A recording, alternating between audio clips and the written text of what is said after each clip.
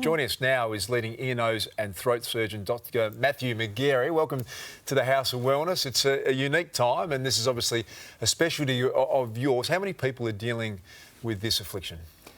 Well, it's an interesting condition and everyone at some point in their life has lost their sense of smell. You'll remember having a bad cold, smell goes. So anosmia, temporary anosmia, is actually incredibly common. But for people like Michael who have lost their sense of smell permanently, then that's a smaller proportion, but still, 1 or 2% out there in the community will have permanent anosmia. Well, Doctor, what causes permanent anosmia? And is it true that you can regain your sense of smell after experiencing it? It depends on the cause. So if you imagine inside the nose, there's an area right at the top, about the size or less than the size of a postage stamp on each side of the nose, where the nerve endings can detect smell. Now, either the smell can't get into that area of the nose or those nerves stop working. And they're two different reasons why you may not be able to smell. So depending on the underlying cause, you could get the smell back or it may be permanent. Now, there's interesting to note that it could actually be a precursor or a bit of an early warning sign for things like Parkinson's disease or Alzheimer's disease. Should we be using anosmia as a bit of a signal? So everyone, as they get older, loses their sense of smell to some degree. What we see is that people with Parkinson's or Alzheimer's, they tend to lose their sense of smell a little bit earlier and to a bigger extent. They have looked at screening programs to see whether we can get any warnings about that, but none of them have really given us enough information to say, if you're losing your sense of smell, panic, you've got a problem, so stay calm, everyone. It's a general part of ageing. Why is it that smell and taste are linked? That's a really good question. They are linked, but I like to spread it out into two different causes. So you've got taste, and Michael mentioned that taste is a very broad, rough sense.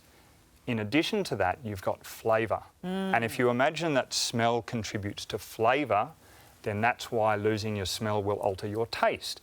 So you might be eating something sweet, but you don't know if it's raspberry or banana because you've lost the flavour, and that's what the smell contributes to.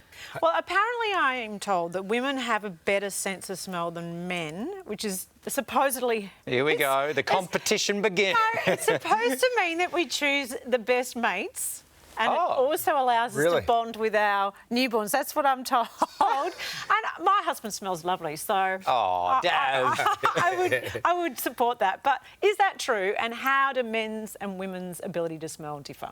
Well, you're very lucky to have a nice smelling husband, firstly. So, but it is true, women's sense of smell is stronger than men's. So the reasons for that, we might debate, but it is absolutely true. Women are better than men, I'll admit that. Hey, That's Matthew, what I was getting at, but well done. I'm going to jump straight to what has been an incredible year, and in terms of medical health and world health. You're not an immunologist, but as a surgeon and a leading health professional, what do you make of the coronavirus? What do you make of our ability to respond? What are we learning out of this? Were the governments prepared enough? And how does it sit for you? What we're learning is that we don't know.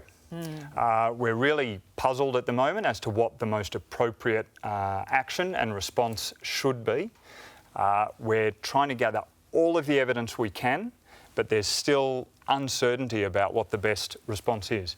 In my world, I deal a lot with cancer, and we know that cancer can't stop while the coronavirus is around. So we still need to treat people with cancer, but what we're trying to do is to just make sure that these people can still get treated in an efficient time frame while we're freeing up the less urgent conditions to make space for what could be quite an overwhelming impact on the health system. So that obviously means too that we need to be careful that we are self-isolating so that then we're limiting the spread. It does seem that self-isolation will limit the spread.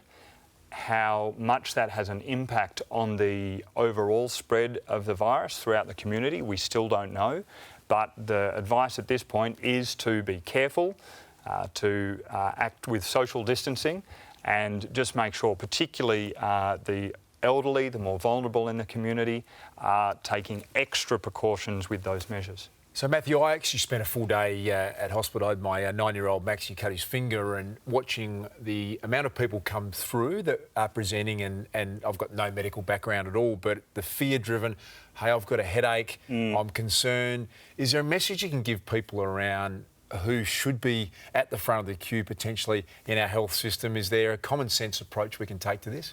Well, there's some really good advice on the Department of Health website, and I think that's where you're going to get the most up-to-date advice. So rather than trying to give anyone any information, which may well change by later today or by tomorrow, I think go to the website, go to the government websites, look for the advice there, and you'll find on those websites the most appropriate course of action. Dr. Matthew Magarey, it's a famous surname. If you grew up in South Australia, the Magarey medal is equivalent to the Brownlow medal, Joe. So familiar with Matthew's family. Hey, we're going to take a break. Thanks, Matthew, for joining us today. We really appreciate it. Hines is going to share his expertise in building your immunity in this time of uncertainty. More on